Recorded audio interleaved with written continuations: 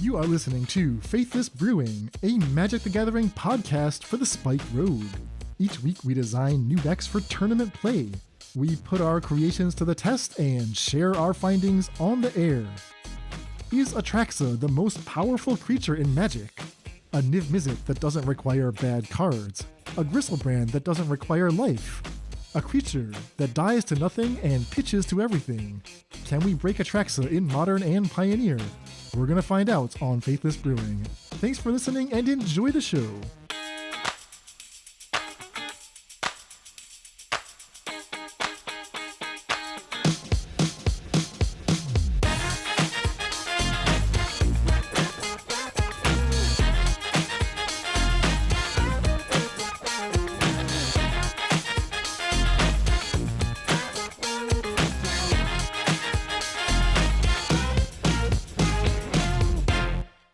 Welcome to the Faithless Brewing podcast. I'm your host, Dan Schriever, also known as Cave Dan, and I'm joined today all the way from Argentina. You know him as Moored to Light. It's Emmy Sagasti. Heyo. How is it going, Dan? Now that we can only know you as Cave Dan and not Cave Dan online. How was your day? A whole new me, in the flesh. Oh, Cave Dan on the flesh. Oh God, that sounds... That sounds like something entirely different. I entertain myself too easily. I'm doing great, Moored. I'm excited to get some more brewing done. I mean, this is week 2 of our brewing season with Phyrexian All Will Be One. We're just getting started. We're just getting started, but yeah, I mean, there's so much to do. So maybe we should just jump in, you know? No more chit-chat. I was going to make some small talk about asking if you have seen the Last of Us series, recommending it if you haven't, but sure, let's go straight into Atraxa, which looks like a giant porcelain malady. I have not seen The Last of Us, but I saw this Mario Kart parody trailer that was referencing The Last of Us. That was actually one of the few things from Saturday Night Live that was actually funny. It made me want to watch The Last of Us. I only watch the good clips from SNL because they are the ones that get to me. It's worth it. It's one of their fake movie trailers. Well, if that's then I will have to watch the clip and start watching The Last of Us. I don't watch it because I'm too much of a coward. I thought you were going to recommend it to me. I would recommend it to you because everyone is recommending it to me. But I can't watch it because I'm a coward. What are you afraid of? Like, is it very gruesome? Oh, no. Me and I have a terrible experience with jump scares. Like, even the possibility of a jump scare is enough to just lock me into, like, fight or flight mode. It's kind of like a zombie flick, right? Yeah, exactly. Walking Dead. Theoretically, there are, like, 0 jump scares that I shouldn't be afraid of, but that doesn't make me less of a coward. I mean, it's going to be a secret lair eventually, so you might as well get up to speed now. I mean, I played the game, so I already know the story, but the series has been truly recommended, so anyone that enjoys that sort of show should watch it. And as Dan said, enough of the chit-chat, let's get to our brew session for the week. And who is our true Phyrexian for tonight? Oh, we got a good one today. We got a good one. Going all the way back to our podcast roots, this is a proper heir to Niv-Mizzet Reborn. I feel like if Niv-Mizzet Reborn got completed, got Phyrexianized, this would be him. Yeah, this is the card. Kind of like if Niv and Gristlebrand had a baby, you would get Atraxa. And then you lost red mana along the way because... Yeah, exactly. Marriage is about compromise. So that's our card for the week. We're also going to tell you about testing results. Our card of last week was Tyvar Jubilant Brawler. So we got a lot to get through. Before we jump in, just a little housekeeping at the top. A quick reminder that if you enjoy this show, a great way to show support is by joining our Patreon community. That's patreon.com/faithlessbrewing. Make a pledge at any tier you like. Can be $1 a show. It's like tipping your podcaster. You know, you tip your barista. Hey, why not tip your podcaster? Tip your local podcaster, everybody. Exactly. Locally sourced fair trade. Locally sourced, and we have a guy from Argentina talking to a USA. That's not line up, but sure.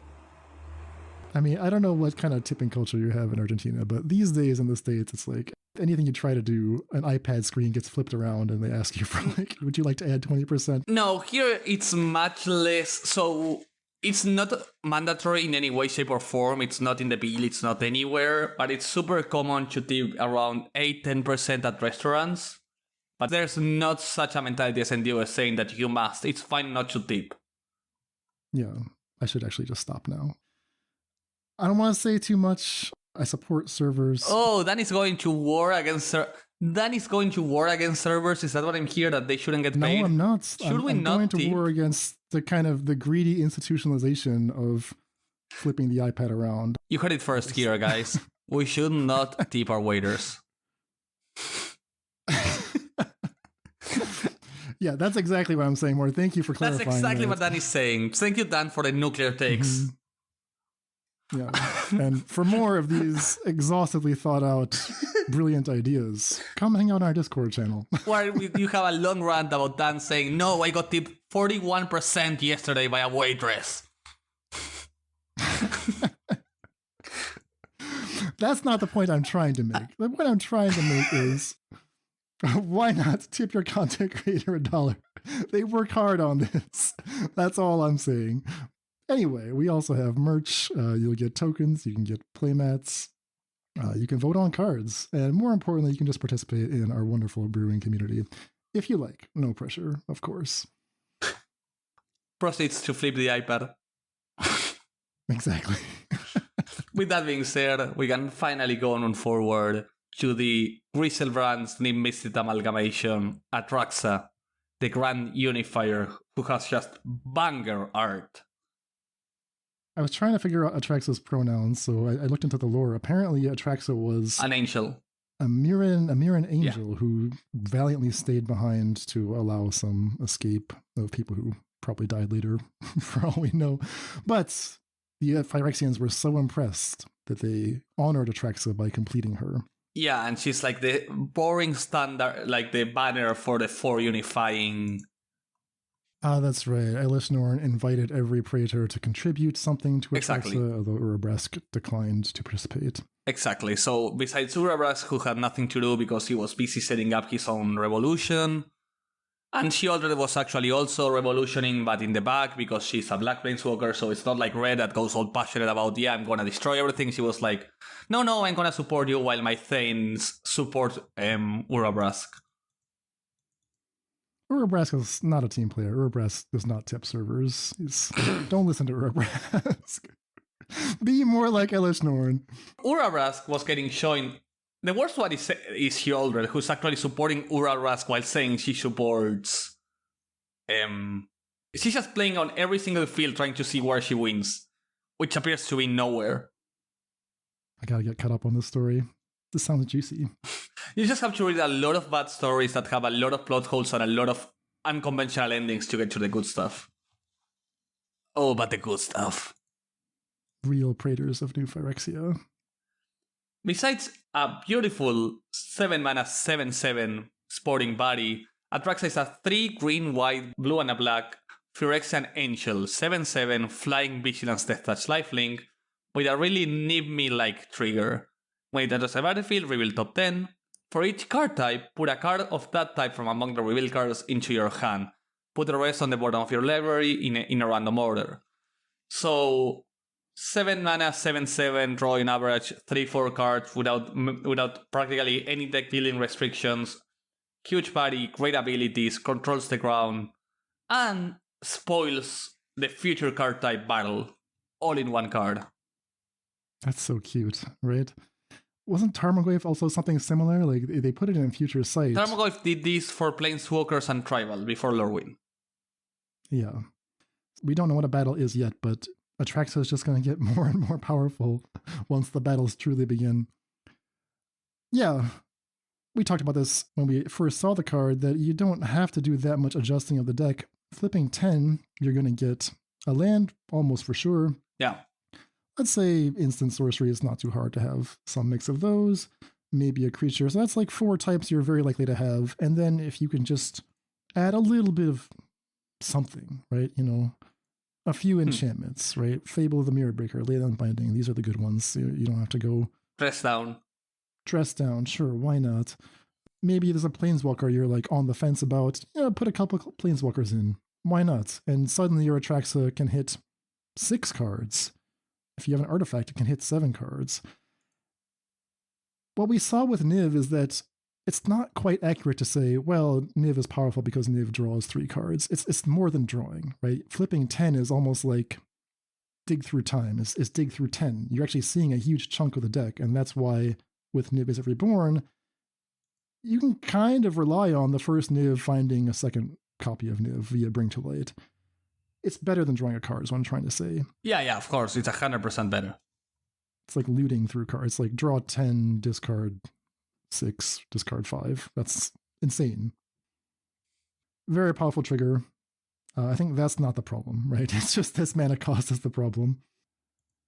Yeah, the mana cost is of course the only issue, but we can ignore that. We can look at the greater good in the later part of it. Right now we can just talk about how this is the reincarnation of Niv with even the exact same MTGO bug. The bug being that MTGO Magic Online will not currently show the opponent which cards you take. So if you want to be a gentleman, you can type in the chat which cards you're taking. Technically, the opponent is supposed to know. Also be aware that this is a May, you don't have to take the cards, and I did see some people say that they misclicked on Atraxa. They did not realize that they were being prompted to select cards, so they just got nothing off the Atraxa trigger. That's a mistake you'll only make once, hopefully. They tried. I mean, it's like clicking no on Coco, and that has happened to me more times than I'm willing to admit. Okay, so it's a mistake you make a few times, but it's possible. Not much else to know rules-wise. Just keep in mind this is legendary. Its creature types are Phyrexian and Angel. Angel probably doesn't matter. Like, it's not going to go into an Angel deck, except that it's immune to Power Word Kill. Is that correct? Yeah. Being immune to Power Word Kill, being one of the most common removals out of Rakdos, has to be a pretty big advantage, because that card hits almost anything. Yeah, Power Word Kill hits non-angel, non-demon, non-devil, non-dragon. And when I look at the Rakdos decks that are doing the best, they're just playing sometimes 3 copies of Power Word Kill as their 2-mana removal of choice. Misplaced Sincher actually won the challenge yesterday with 3 copies in the main deck. Yeah.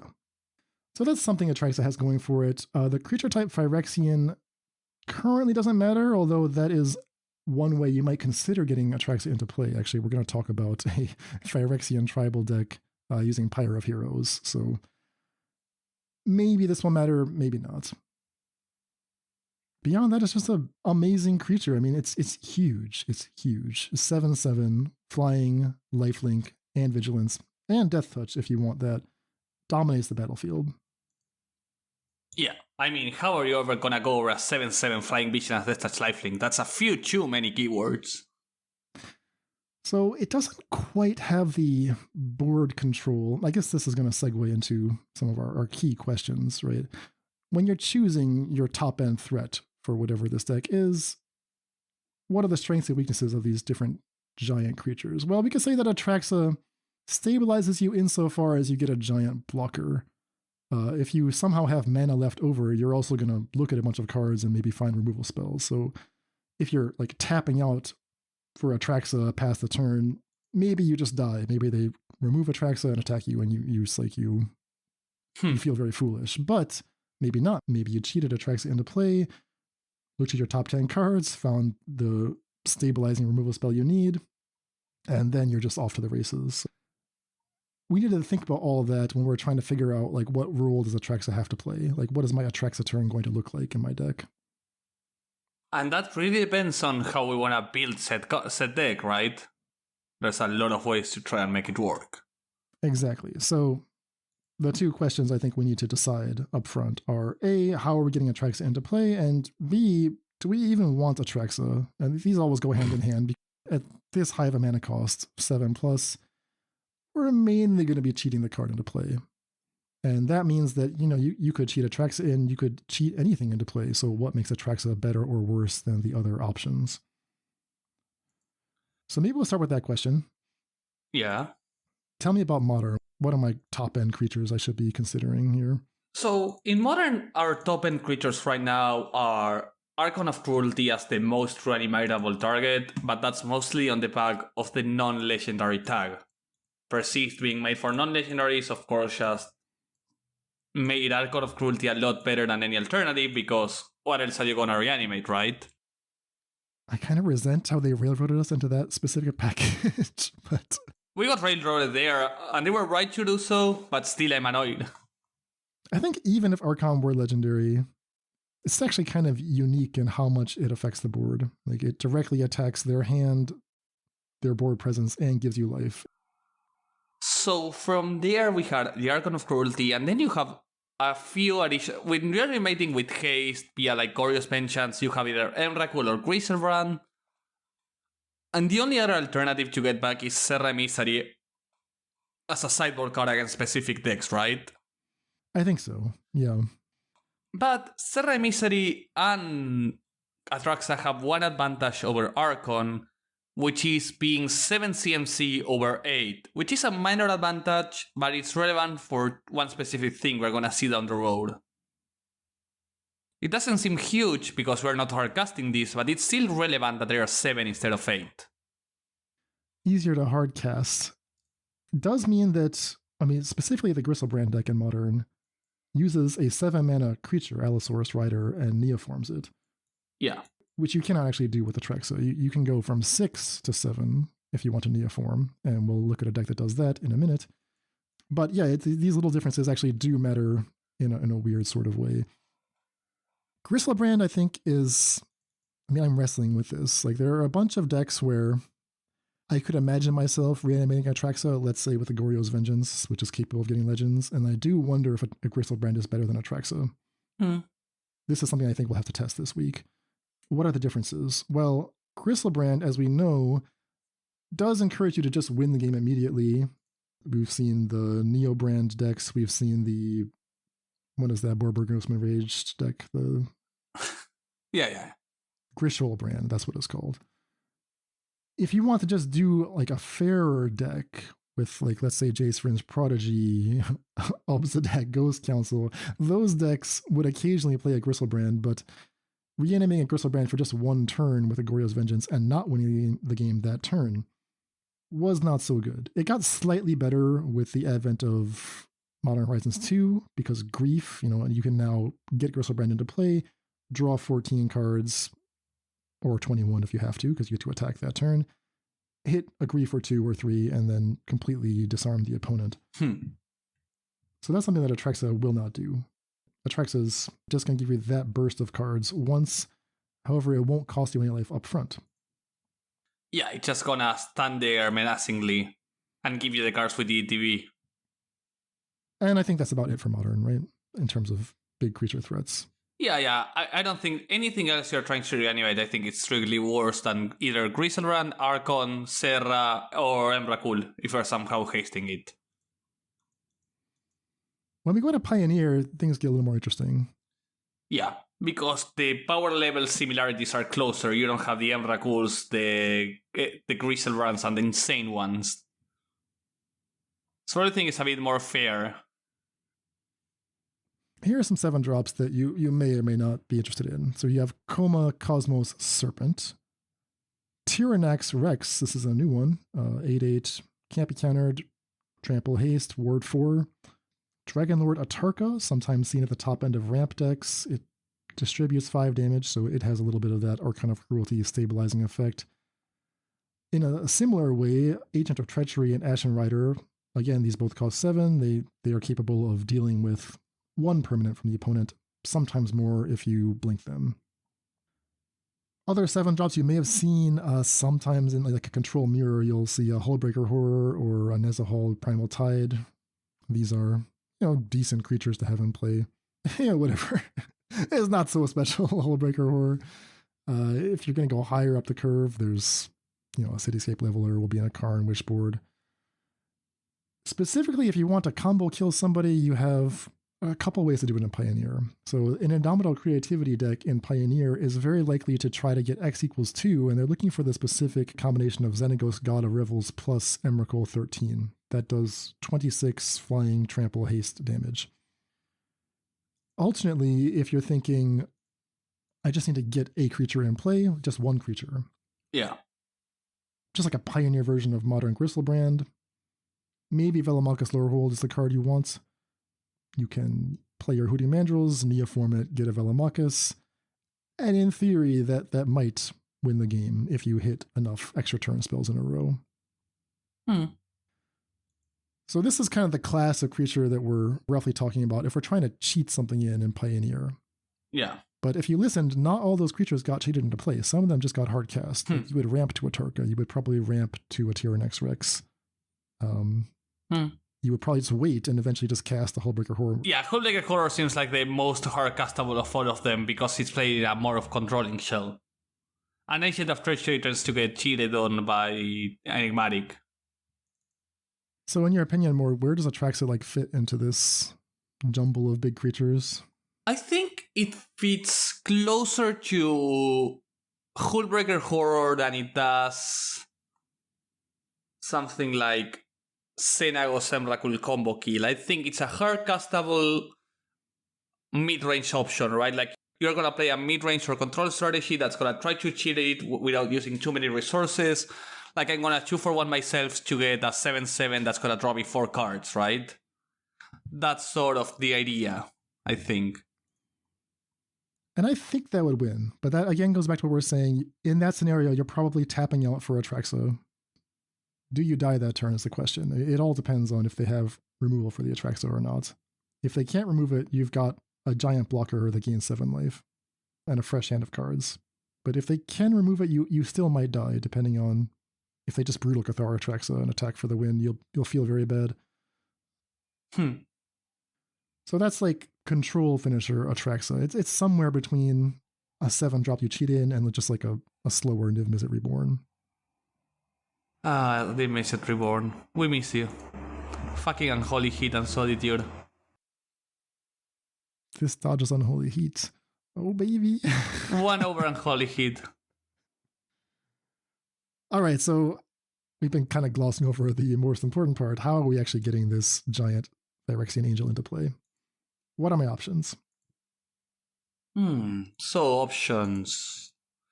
Of course, we have the most simple idea. If we look at the deck list, we have the most likely common one and the one fellow brewer Mr. Rape has taken, which is the creativity / transmogrify / polymorph / Luca way of getting creatures into play. Sacrificing and showing off the top till it appears directly into the board. Creativity, probably the best of these right now. Yeah. That's a multi-format threat. And actually, we talked in our Monday show about a modern Showcase Challenge winning creativity deck that decided to include 1 Atraxa on top of 4 Arcana of Cruelties. Yeah, as a way to dodge Ursicals and have a really powerful secondary payoff. So that's definitely, I think, a very promising route to take, just taking it directly from the deck into play. What else can we do? Besides that, we have the good old Reanimation route, which is the one being taken in formats like Legacy already, and yet to be seen in Modern, and, well, a bit in Pioneer, as we have some Blood for Bones, or the 5-mana Rite from Strixhaven being used as a Reanimation spell that provides haste. Its name I can't remember. Bond of Revival, I think. Bond of Revival, exactly. In Modern, we have a few more powerful routes, Goryo's Vengeance, Priest of Felrites. Is there a Priest of Felrites Tyvar Shieldred build somewhere? Is that a dream? I hope so. I have not had a chance to put that together yet, but that was one of the interactions that seemed possible. Maybe even a hit instead of Tyvar? I don't know. The rabbit hole goes deep. So you will not be able to use Persist on Atraxa. That's part of the bummer of it. If you want the cheapest way to bring it back in Modern, you either need the Priest of Felrites, or you Goryo's Vengeance and accept that you're only getting Atraxa for 1 turn. Do we have any 3-mana mediocre Reanimation spells? No, right? No, that's the weird part. I mean, they jumped from 4 to 2. 2-2. Yeah, Persist was a huge upgrade. Sam Black was complaining about that. When he was assigned to advise them on MH2, he said he didn't think they should go this far on the reanimation angle. They should just go down to 3 and see what happens. And they didn't. But they didn't. There's footsteps of the Goryo, but again, that's one turn. Yeah. It's super different. It forces you into sort of almost winning on that spot. You can just Goryo's Vengeance, get your Atraxa, find Ephemerate Atraxa, and you're probably won the game. It's a proper ETB trigger in the same way that you'll probably play Solitude and Grief there, and Ephemerate works with them too. Ephemerate worked with it too. And good old friend Freaky Nasty already played a version with Ephemerate. I just made the connection when you said that. Oh, how did it look? I'm looking at it right. So it was an Esper Goryo's Reanimator in the shape of Remember Old Spikes version. So we have 4 Ephemerate, 2 Prismatic Ending, Faithful Mending, Priest of Fellrights, Ransack the Lab, Goryo's Penchants, Teferi, Grief, Solitude, Obsedat, Leyline Binding, Atraxa, Griselbrand. So it's working alongside Griselbrand as the best payoffs that you can put in your graveyard. Goryo's mentions them, draw an Ephemerate them to keep them. How many each of Griselbrand and Atraxa? 4-4. Oh, 4 of each. What's nice about Atraxa being all these colors is that, it pitches to your Solitude and your Grief. You can even pitch it to a Force of Negation if you want post-sideboard, if you run the full playset. Super pitchable card. Yeah, I think that hasn't been explored yet, but you were telling me that in Legacy, or in Vintage even, that's one of the attractive things about Atraxa is you pitch us the Force. It's doing very well there. I mean, maybe there's something for an Esper Reanimator in Modern for Atraxa as the only reanimation target. With 4 Goryo's Penchants for Ephemerate, maybe 1 or 2 Grisel B as plan B. You get Atraxa into play, and then the Atraxa trigger finds a second Atraxa plus a Force of Negation. Yeah, or an Ephemerate. And you just Ephemerate Atraxa, keep the Atraxa after the Goryo's Penchants, gain 7 life with the hit, and keep a 7/7 that's gonna lick you 20 cards deep. Mathematically as well, if you Reanimate Atraxa on turn 3, you have already seen approximately 10 cards, plus the 10 new cards, you're super likely to have found an Ephemerate by that moment. I mean, once Atraxa is in play, making it better is a little bit win more, but these are nice lines. You gotta win in style. I mean, it's sort of the 3 mana reanimation spell you were hoping, right? Like a 3 mana way to get an Atraxa on board and keep it. Goryo's Vengeance plus Ephemerate is that with extra steps. That's a good way of thinking about it, yeah. Okay. So Goryo's Vengeance, Priest of Fellrights, these are probably our best options for Modern. For Pioneer, we mentioned Blood for Bones. That's a David favorite. There is another option called Sheoldred's Restoration. That's clean 4 mana reanimation. It's just going to cost you some life. It's going to specifically cost you 7 life. But that is the cheapest way to do it without having to have Blood for Bones sack fodder. And we shouldn't forget Liliana Death's Majesty. That's another actually pretty good effect at 5 that incidentally can reanimate Atraxa. So those are our reanimation options. Beyond that, there's other stuff that does cheat things into play. Enigmatic Incarnation, very successful deck. Some players were already incorporating 1 Atraxa as another 7-drop option. That's already been in the 5-0s. I think we probably won't work on that too much because it's just you put 1 in and see how good it is. Neoform and Eldritch Evolution, these are very interesting cards, and we'll take a look at a dedicated Atraxa Neoform deck in a minute. And there's beyond that just other miscellaneous stuff, right? Some concepts, ideas. I don't know if they're any good or not. Yeah, technically you can do Pyre of Heroes. You can do a lot of stuff. Technically, you can feed Darzen for Atraxa if you want. You can Green Sun's Twilight for it, but I don't know how many of these are actually powerful. All right, on to the deck list, Mord. What do we got? So, starting with not one of our main formats, a beautiful legacy build that's just trying to reanimate anything. But mostly, you have Serra's Emissary and Atraxa as your main payoffs, alongside Animate Dead, Exhume, and Tom, and the whole package. You have those beautiful Dark Rituals. Do you know why those Dark Rituals look so hideous, Dan? Because they are from Warhammer 40k. Going forward. God. You have the 4 Grief and the Serras Emissary alongside Atraxa. I'm guessing that we also have something else to animate, and it's not... also some Griselbrands likely to the right that are not being shown in the peak because they weren't in the Twitter peak. But there's likely also 4 Griselbrands, and Atraxa Serras Emissary work as the plan B, you know? When they get surgical, when you don't find them, when you are low on life, you can just get an Atraxa or an Emissary to stabilize the board. When you have foreign tomes, picking what you reanimate is a lot easier, right? Oh, yeah. Yeah, there's definitely, I think there's 6 cards not shown in the picture here. So it must be additional targets. But boy, look at all these card types. You have Lotus Petals, you have Animate Deads, you got enchantments and artifacts, you have creatures. You have literally anything. You can get, and something that has to be pretty common with an Atraxa should be getting something like a Grief, a black card, an Animate Dead, a Dark Creature, and a Lotus Petal, and you just go like, okay, Grief, discard a card from your hand, reanimate Grief, discard a card from your hand. After an Atraxa trigger has to be super easy. Yeah, that's very attractive. So that will be an example of a very powerful Atraxa deck, but we can't go quite that powerful in our formats, in our humble Modern and Pioneer formats. Let's look at Modern. So, in Modern, so far, we have 2 builds. One is the one I'm working on. I'm struggling to do so because I can't put the finishing touches in a Sultai 4-color control shell alongside exactly the same thing David is doing in Pioneer, which is neoforming a Hooting Mandrills or a Tasigur into an Atraxa.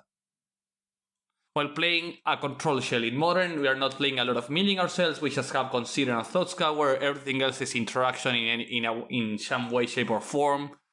And the plan is to 2-for-1 ourselves for 3 mana in order to get an Atraxa in play. So turn 1 Consider, turn 2 Removal, turn 3 Counter, turn 4 Removal, turn 5 when we're running out of cast, Hooting Mandrills, Neoform, get an Atraxa in play, and hold up interaction that we get from Atraxa. That's the goal.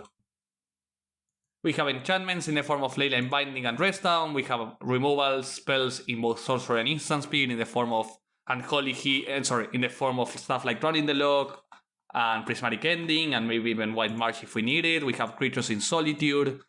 So we have a bit of everything to try and get with Atraxa.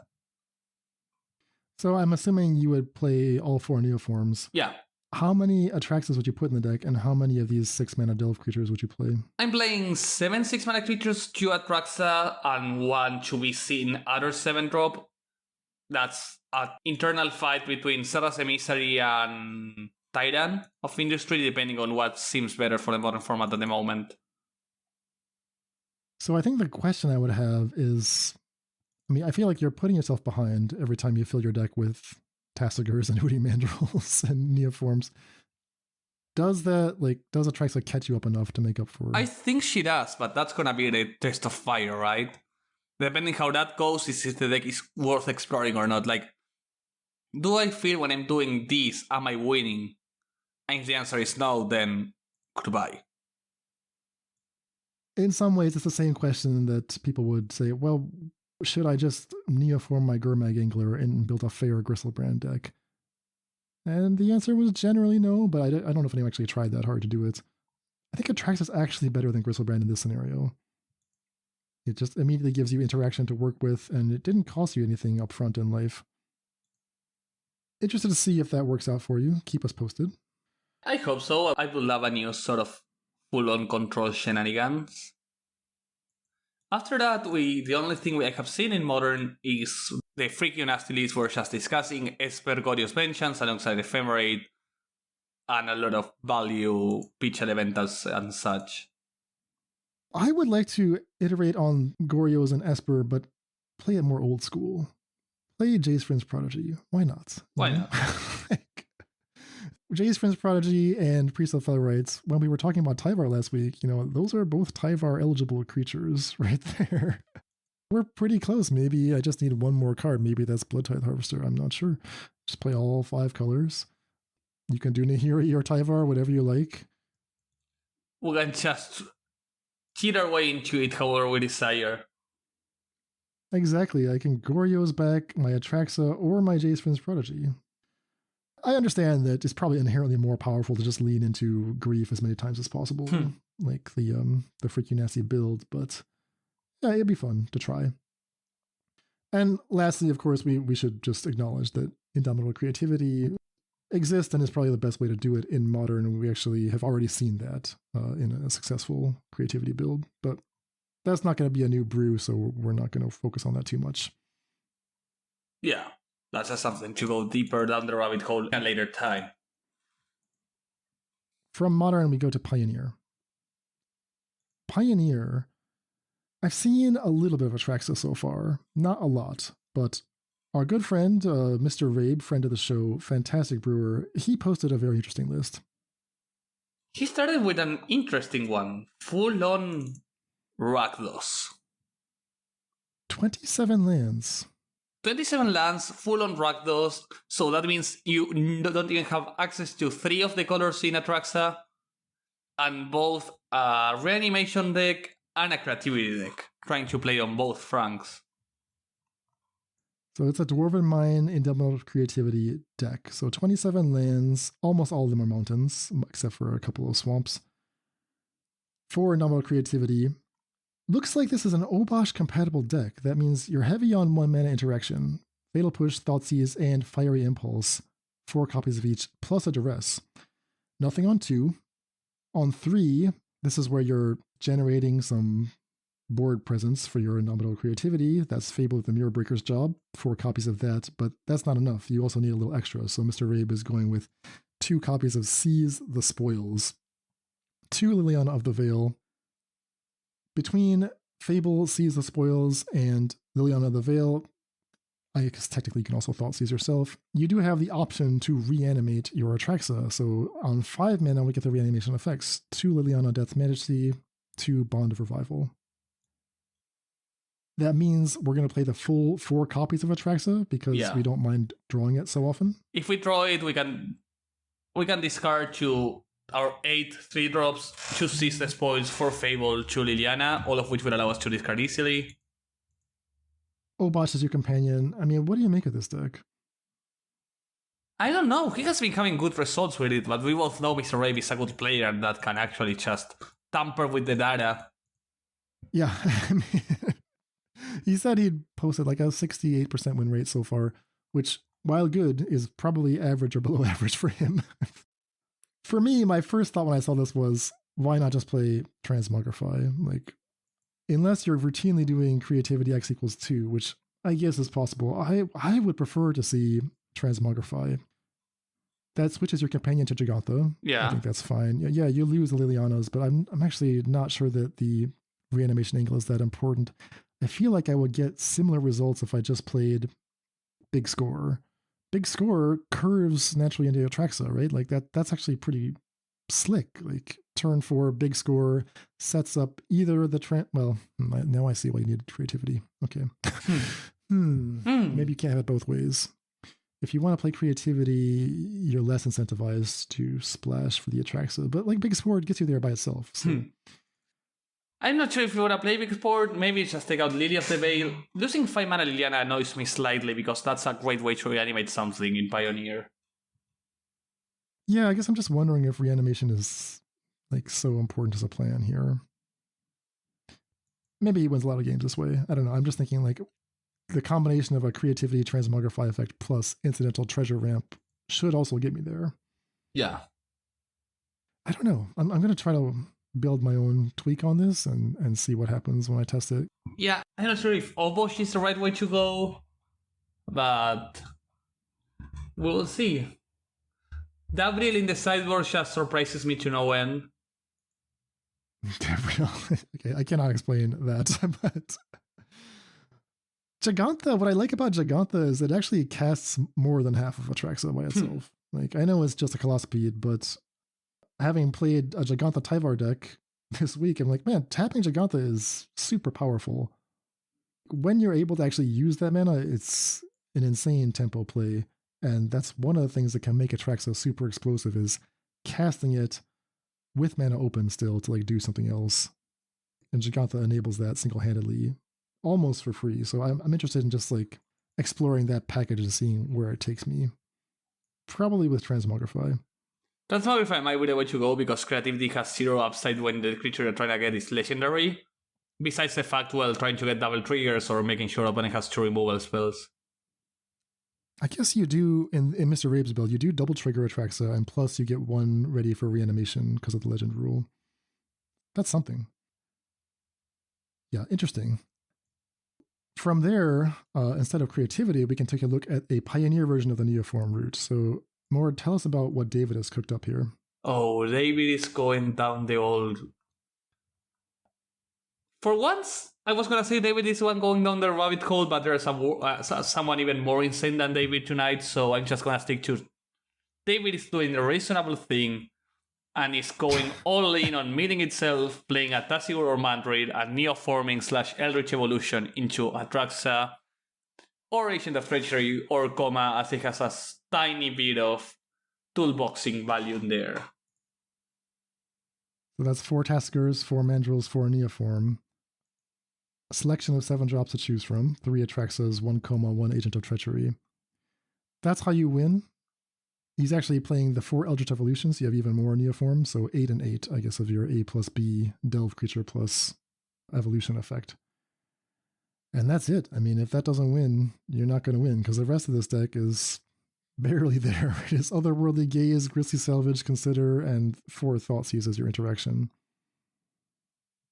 I'm not sure if developing so many resources to meeting yourselves is the way to go with Atraxa, because I feel this deck can only win via Atraxa. We are not doing anything else besides milling, discarding, playing Atraxa. I agree. David said to me that he didn't believe in Atraxa, so this was his protest submission. He said, basically, if you want to see how good Atraxa is, just focus all in on getting it into play and just see if it wins. He thinks, spoiler, he thinks it will not win. I do share with you in your comment that throwing into Atraxa is not the play, and a slowing controlling plan that sets up Atraxa via Neoform or casting it is what I want to do in Modern. Yeah, it's much easier in Modern. I think that, to elaborate on that idea, I don't think that just putting Atraxa into play is going to win. You have to get Atraxa down and let it find interaction like that. Yeah. The cards Atraxa fine have to win you the game. However, against some decks Atraxa can win the game, like if Mono White doesn't have Bravery Elements or Lethal on board, Atraxa is gonna win the game. But they will. I mean, they have a bunch of copies of that effect. They have a bunch. Wait, what is it? Wait, we're getting news from the Turbo Atraxa results in the challenge in Standard. Atraxa won the Standard Challenge yesterday? Yeah. Oh, nice. News from the front. Turbo Atraxa in Standard? Turbo Atraxa. So the deck list is 4 Invoke Justice, Portal to Phyrexia, and Atraxa. And Sanctuary Warden. So they're playing 3 Portal, 4 Sanctuary Warden, 3 Atraxa, and Restoration of Engancho, Fable, Cathartics, and Big Score, Cathartic Pyre, and the Wandering Emperor as a value card. And then they just try to Invoke Justice out, Portal to Phyrexia, or Sanctuary Warden, or Atraxa to win the game. I've never seen Sanctuary Warden before. Okay, this is a reanimation target. Yeah, and when he gets the 4+1/+1 counters, whenever it generates a battlefield or attacks, you just take out one of those counters, draw a card, and make a 1/1. 2 shield counters. It comes with 2 shield counters. Yeah, but it also gets the 4+1/+1 from Invoke Justice. Ah, okay. So whenever it attacks or it enters, you just take out one of those +1/+1 and draw a card and make a 1/1. That's cute. So that's why and it's the most hard castable of them as it's mono white. Yeah, I guess we shouldn't overlook Invoke Justice. That's only 5 mana as well, though it's heavy on the white requirements. Heavy on the white is better than heavy on the red, considering Atraxa is all but red. Ah, good point. Yeah. All right, so Legacy and Standard, we know Atraxa is good. It's already been in a Modern Challenge winning list, so it's just Pioneer, where Atraxa seems like it should be the most powerful. We're still looking for that successful build. It's gonna come. I think it will. I think it's the one that also needs the most brewing around in Pioneer. In Modern, it's more fitable. Yeah. So like this Neoform build from David, what I would like to see is more than just Thoughtseize. I want to have the ability for my Atraxa trigger to find me board stabilizing cards. Some number of push, for example. And you just have to find the slots by going slower, going less hard on Grisly Salvage. I probably wouldn't play all the Eldritch Evolutions either. We'll just accept that it's going to take a little more gameplay. It's going to happen later in the game, but in exchange for that, you'll be a more interactive deck that makes your Atraxa trigger stronger. Yeah. That's a theory. I just hope it finds a home. And incredibly, the other deck list we have is the most insane one. So we mentioned legendary creature Phyrexian Angel. What if we had a Phyrexian tribal deck? So, Phyrexian tribal. It would look pretty janky. Like, I'm just looking at this deck right here. Why does this matter? Well, if you're playing all Phyrexians... First of all, Willerker, just insane. Yes, that's true. If you're playing all Phyrexians, your Pyre of Heroes can take you all the way up the chain to a sack a 6 mana Phyrexian to get a 7 mana Atraxa. So, let's go through a normal chain, okay? You sacrifice your Squirrel, you get an Evangel, you get a Malcator Watcher. You sacrifice your Watcher, you get a Malcator. You sacrifice your Malcator, you get a Master Splicer, or an Ertai, or a Sheoldred, or a Shitaxian Puppeteer. 4 seems like the strong slot. You sacrifice your 4-drop, you get a 5-drop in the form of Tribunal or Elishnorn, which you can sack for a Massacre Worm, which you can sack for a Sheoldred. So, to me, I'm like, if you're going to do all this, just put the Atraxa in. Like, yeah. You got to complete the chain. I think he went like 90... I was going to say he went 95% of the way. He went like 120% and then scaled it back to 115%. But we want 120%. We want the Atraxa on top of the player chain. So he's already got the right colors for it. He's even got Kiora here. I think that, if you're going to do this, do it in style. I don't see a lot of synergy at the lower end of the curve, and that's probably the concern for this deck. No. Yeah, the Phyrexians themselves are not particularly synergistic. Probably Melkator Purity Overseer is the reason that you have some prayer of making this work, because that is the perfect card to pot away. It's gonna leave a body. Exactly.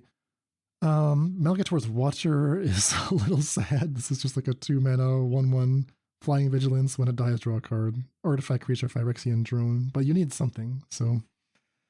This is a little bit crazy, a little out there. This is more just for completion. Another way, a Phyrexian way, to get Atraxa into play.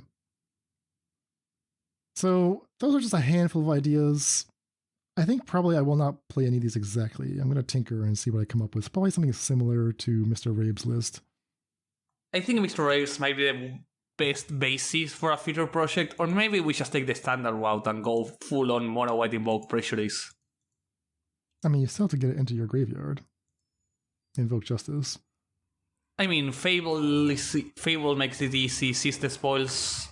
You have a lot of ways to get cards into your graveyard in Pioneer. Good cards in Pioneer. Yeah, but you're not mono white if you're doing that. You're probably going to be splashing black instead. But I mean, yeah, I like the idea of a 11/11 Atraxa. That would be sweet. I think it's exactly like Mord said. It's clearly a powerful plan, but this is going to take... It's all in the details, right? Devil in the detail. We're going to need to do some brewing to like actually get a successful build that gets Atraxa down consistently, early enough, and has enough interaction that the Atraxa trigger will stabilize the game, right? Not just the body, but also the trigger. It's a mixture, right? The body is amazing, but it's not game winning, and the trigger is great, but it requires a powerful deck. So it's a soft dance. It's like an Niv-Mizzet. You just have to make the trigger worth and make sure the body is not useless. And you didn't go through too much of a hassle to get it. Because if it's too much of a hassle, why not get something better? Yeah, well said. All right, so that is our brewing with Atraxa. We are not quite done yet, so we should tell you a little bit about what we've learned so far with Tyvar Jubilant Brawler. I was super excited for Tyvar, Mord. I thought this was going to be like the sweetest week of Tyvar brews, 5-0s rolling in. That didn't quite happen. Hear the loom and gloom in Dan's voice, everybody. Get ready for as much disappointment as he has felt. I'm not disappointed with Tyvar itself. Actually, I had a lot of fun. Like, my decks didn't do very well. I think the part that surprised me the most was like not seeing Tyvar decks do well anywhere. Like, not even the Devoted Druid deck. That did not get any published results this week in Modern. which is shocking to me. Saw a lot of screenshots of people laughing at the Devoted Druid players as they cast Fury and just like scooped up 3 or 4 creatures and just set them directly into the graveyard. The theory I thought was that Tyvar would help mitigate that, but I guess it's just too devastating when that happens. So how did the testing go with Tyvar? Tell us how it went down in Pioneer. Well, I played 3 Pioneer lists. 2 of them were ones that David had proposed, and a third one was from the streamer Island Go Sammy. Yeah. We'll start with David's lists. The first one was the Soul Diviner Sultai list, and this was so sweet. So sweet. It's got Jace Vryn's Prodigy, it's got Soul Diviner, it's got Thing in the Ice. All these are creatures that Tyvar can get back. They're cheap, they're efficient, they happen to have counters, so Soul Diviner can just go nuts, drawing cards, untapping itself. You need a little more counters in the deck, like actual counters, not counter magic. Maze Mind Tome, 1 copy of Armor Scrap Gorger, and then to win the game, a couple of Shieldreds. The rest of the deck, interaction. You really don't have enough ways to make counters, right? You have Tome, Thing, Chase, and Tyvar, and Armor Scrap Gorger as a one-off. Right, so you're always like right at that line of like bare minimum / not quite enough. Now Tyvar is great with Soul Diviner. Maybe I should have played all 4 copies, but once you start doing that, you run out of deck space for your Fatal Pushes, your Thoughtseizes, your Considers. So for your good cards. Exactly. It's a balancing act with this deck. Took it into the leagues, got a couple wins right off the bat. I mean, I had so much fun with this deck. It's just amazing. Opponents were in disbelief. They had never seen this weird combination of Soul Diviner and Thing in the Ice before, and I was doing it twice as fast. Tyvar makes everything so sweet with tap abilities. The sweet interaction that I didn't really process was that having a Jace Vryn's Prodigy into play sets up your Tyvar -2 so well. Like a Tyvar -2 is a sick tempo play. It's putting the creature directly into play, and then if that creature has a tap ability, gives it haste. As a blind mill, it kind of takes a while to happen, but with Jace, if Jace is your turn 2 play, like you can just loot away, discard a 2-drop, immediately Tyvar gets it back, and I did that to great effect throughout the league. So the controlled loot of Jace was actually sweet with Tyvar. That said, I lost my last 3 rounds. I just got picked apart twice by Rakdos decks and was not able to fend off the mono green devotion deck. This is a problem that all Dimir-based interaction decks will have, is it's not a great plan in general to Thoughtseize push your way through a mono green deck. You can maybe do it 1 game out of 3, which is what I did. But the biggest issue was just like, damn, just watching Rakdos blast all my creatures. Like, this was a synergistic creature deck, and my creatures for the most part did not have ETBs, so it's tough. Yeah, I would just get 1 for 1 again and again and again, and every time they did it, they had a leftover resource, like a leftover Bone Crusher Giant or a leftover Blood Token. They got utility lands, I didn't. I mean, the 3rd color of mana really costs you. Like, you don't feel it in terms of getting color screwed, but you feel it when it's late in the game and you have nothing from your lands, and they have like 2 or 3 extra utility lands. So you're paying a high price to do this sweet stuff, and unfortunately, this is exactly the kind of deck that will just get obliterated by removal, even with Tyvar. You also have one of my favorite cards in Magic, which is a Chevel on the sideboard. If only Chevel was good, life would be nice. Yeah, Chevel Beta Monsters. I mean, David likes this card. He told me to put one in. I'll post the list I played because we updated the sideboard based on our discussion last week. I think if I were going to play this deck again, I would actually cut the Shieldred's main deck, because you really need a Giganta Companion just to have more action in the deck. You could play a second Treasure Cruise and just like another Maze Mind Tome or something. I actually don't know if it's fixable. Like, the issue with Rakdos may not be fixable with this build, but it's definitely a super fun deck, and I will probably play it again just for fun. It does seem fun. And where did we go from there? Where did our Soul Diviner troubles left us? So the second deck that David proposed was a Vannifar Pod list. Now, Vannifar Pod, sure, everyone can imagine themselves winning with Prime Speaker Vannifar, but what David was trying to stress was that most of the proposed builds were much too all-in. much too reliant on like this fantasy scenario of Elf into Tyvar into Prime Speaker Vannifar. Whereas in his experience with Vannifar, you need to be built for the grind. You need to accept they're going to blow up your stuff. That means Voice of Resurgence, right? Okay. Voice of Resurgence is the anti-Rakdos type card, right? This card will actually win an attrition war in a way that, you know, an Eldritch Evolution fragile Vannifar deck will not do. So he's playing full 4 copies of Voice, 3 Fiend Artisans, 3 Tyvars, the full 4 Extraction Specialist plus Glasspool Mimic. So your combo here is you pod away a 1-drop, get a Corridor Monitor, pod that away, get all of your Extraction Specialists and Glasspool Mimics. That leaves you with 1 final untap, which gets a Tuk Rebel Fort for haste. Good old Tuk. Yeah, exactly. A Tuk in play, as I found, is just like having a permanent Tyvar, right? It's like an extra copy of Tyvar. It gives haste to your stuff. To make this a Tyvar deck, right, we're playing Fiend Artisan instead of a card like Eldritch Evolution. We also have 1 Fauna Shaman. 3 Fiend Artisans, 1 Fauna Shaman, and I added a Skrill of Defector Might, which is actually, I think, pretty cute with Tyvar. It's like a hasty giver of runes, protects your Vannifar from removal. You can like Fiend Artisan first to get the Skrill and then have access to protection for your second attempt to actually fully combo. So I think a 1-of Skrill makes sense, and it also gives you an extra 1-drop because I think David's build did not have quite enough 1-drops to start the chain. You could do that with a Skrill or with an extra elf. It's up to you. Yeah. Good old Skrill. Yeah, exactly. I played this, and it was actually pretty much exactly like David predicted. He said the mana will be terrible. He said that the voices will be key, and that you'll win some of the time with the combo. And that's what I did. I won some of the time. Like, I surprisingly beat in the aggro decks. Like, I thought I was going to get stomped by aggro, but I was able to beat humans and grow vehicles just on the strength of Voice Resurgence buying so much time. And eventually you do have to combo kill them. Like, there wasn't really a fair plan.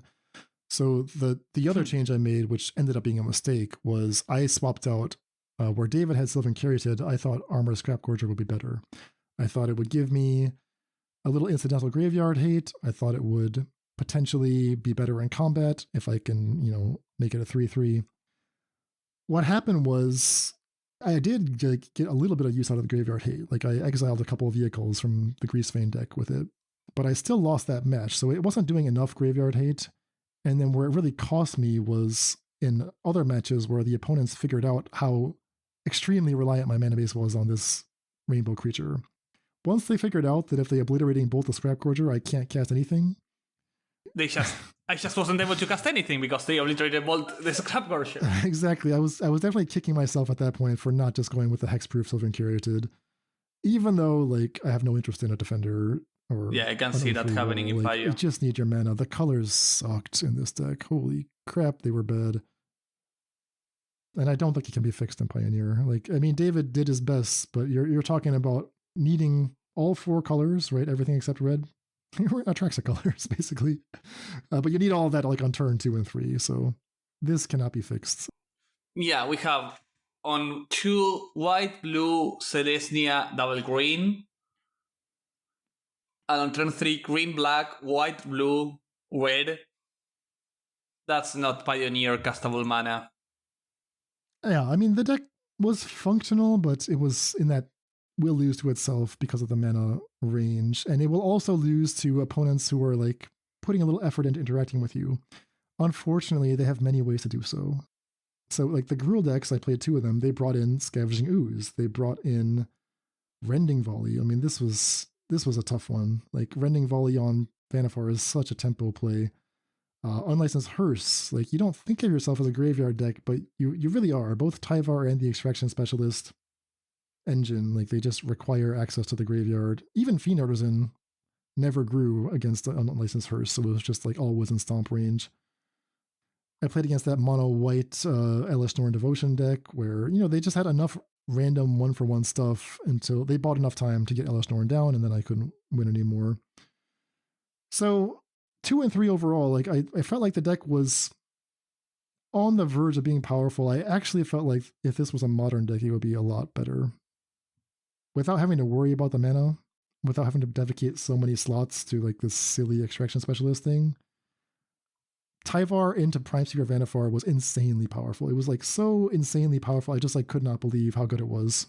When you can make the mana work, I can picture it insane. I need to try a Vannifar decklist in Modern even if I know it's bad. I just have to. I think it would actually be really good. Like it's a very compact chain in Modern, right? You only need to get up to Kiki. In Modern you only need a 3-drop that you need Monitor, Rallier, any 4-drop that untaps. You have a million of them. You have Recto Angel, you have the Hippocampus. Then you need Kiki, and that's it. So it's only 4 slots.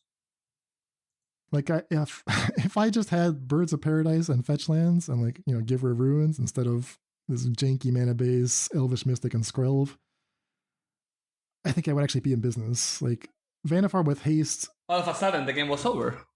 That promise was extremely good. I won a lot of games where it didn't even look like I was threatening anything, and all of a sudden I just won. So there's still something powerful here. Yeah, there's still something extremely powerful here. Feed Artisans were better than I expected, and yeah, the Voice of Resurgences were a good call for Pioneer. I don't know how they would do in the Modern build. Yeah, in Modern it might be tough. So yeah, maybe you can figure that out, Mord. I think this is something up your wheelhouse. I will try some Modern, play some Nahiri, play some Tyvar, play some Vannifar, all in the same deck and see how that goes. I miss you, Yorion. You were having great. That was the other thing. There was like, I was so close to getting a companion. Like I almost had Gigantha, but then you can't play Fiend Artisan. I almost had Umori, but then you can't play Tyvar. We should just add Yorion. Yeah, maybe that was the solution. Just add Yorion. Make the mana even worse. Also, I keep having fever dreams about something completely unrelated that is this information campaign, and I will make a bad idea someday. The disinformation campaign? Yeah. Is that at all related to what we're talking about? No, not at all. That's just Mord brain going Mord. I'm like, what? All right. Small Mord comment of the day. And with that disinformation campaign out of the way, I will tell you about another Tyvar deck. The final Tyvar deck, the third one. Tyvar the third. So here we are looking at Pioneer Paradox Engine combo.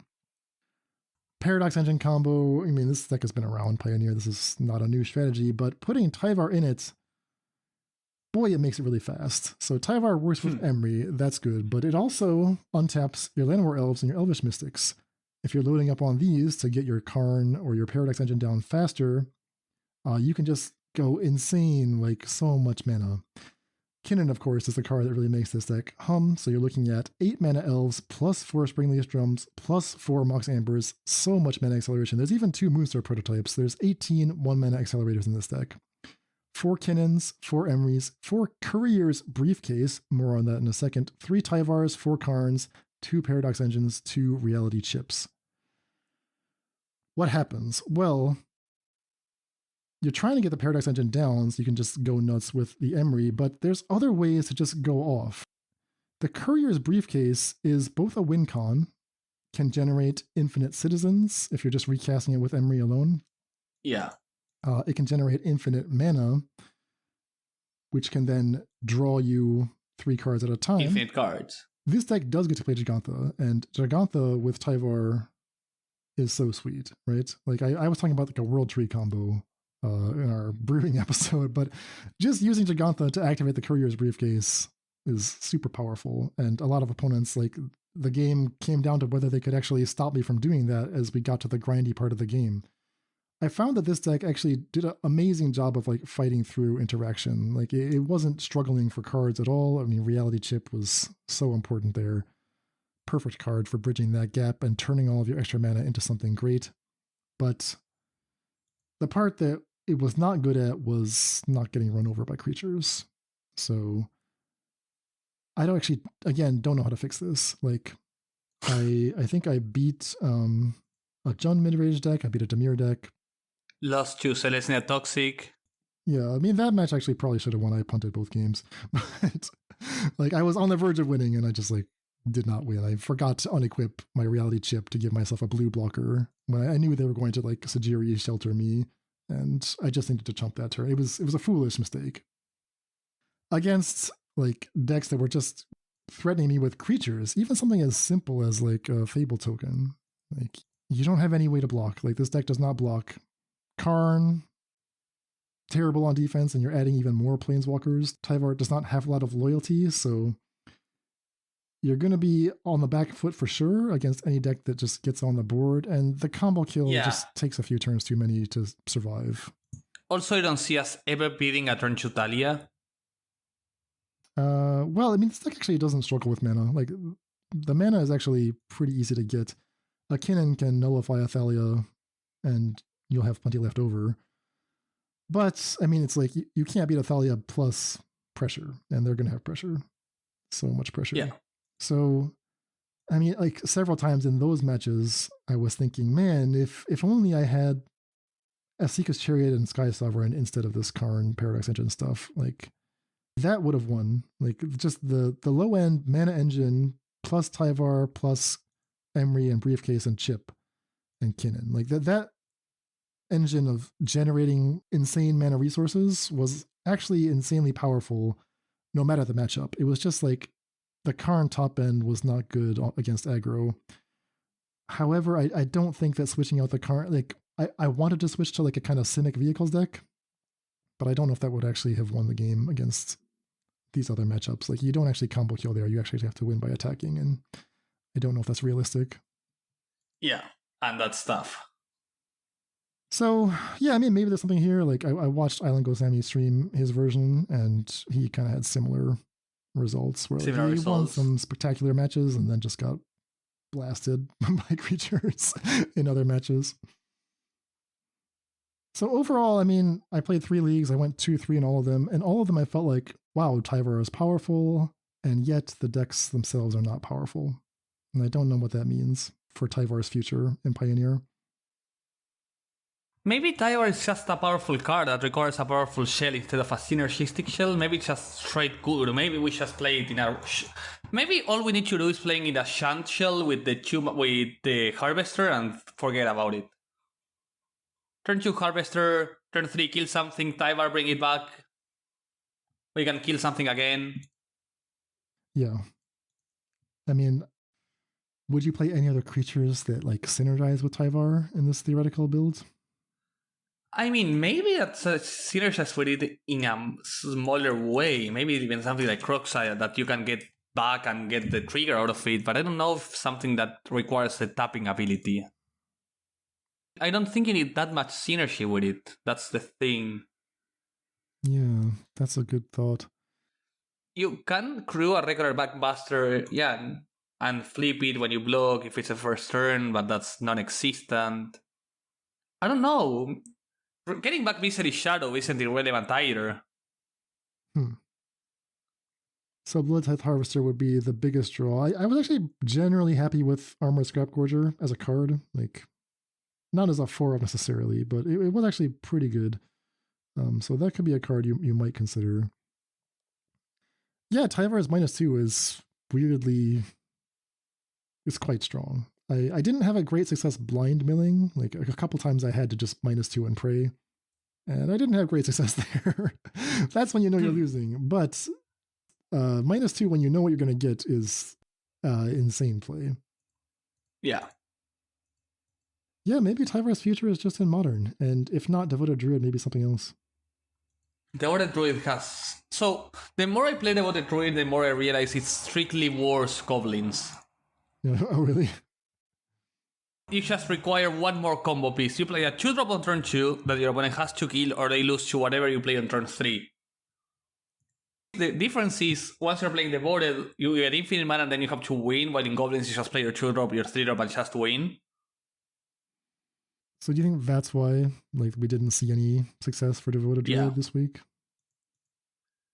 I think it's just straight up not playable. At least right now. Also, I tried to fire a league. I didn't fire a league, but I played some tournament practice with I have a Napstan decklist right below. I don't know if you have seen it. 4 Stitcher Supplier, 4 Unearth, 4 Giver, 4 Devoted, 4 Fiend Artisan, Grace, Tyvar, etc. I was playing against stuff like the new Rod Priest deck, and I got Gutshot plus Grapeshot on my board, and everything felt miserable.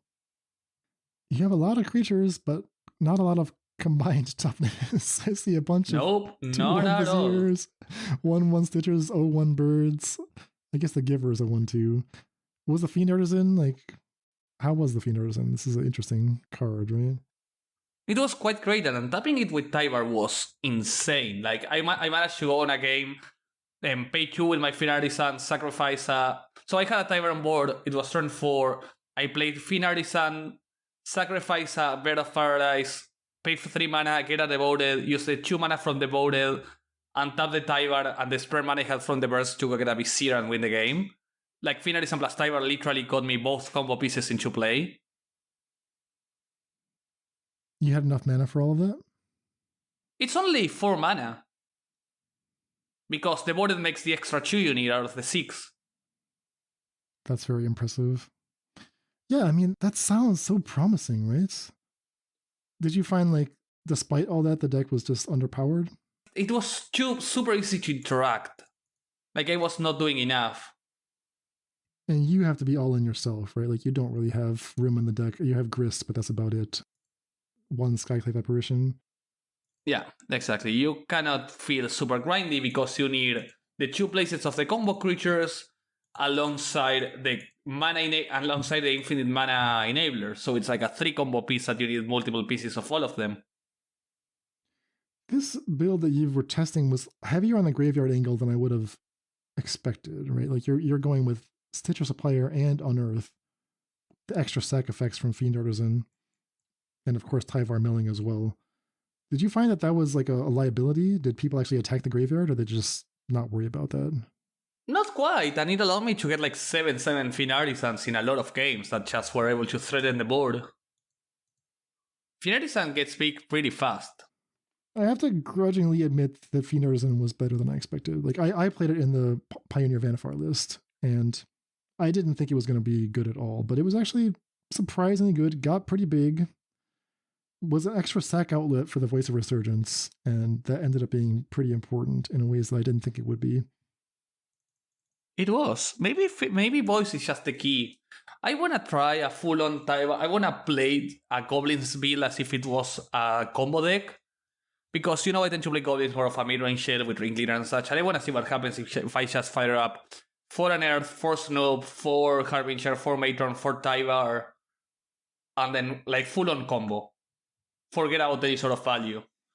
Because I feel like that would be devoted, but better. I don't know if it's better than Goblins, but I feel it's just better devoted. Same deck, less combo pieces, and better tutors.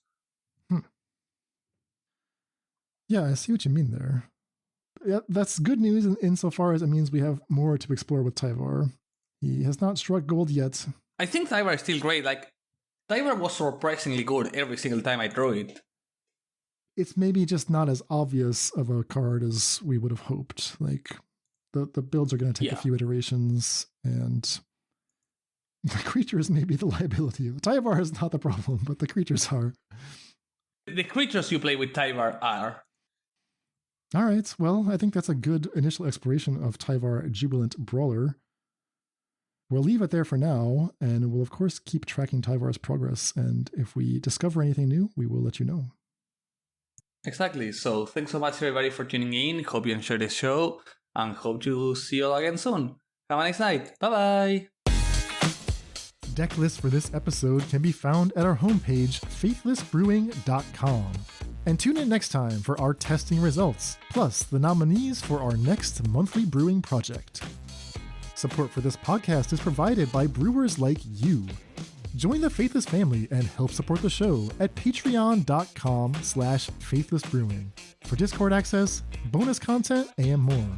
That's all for today. Stay safe, and we'll see you next time.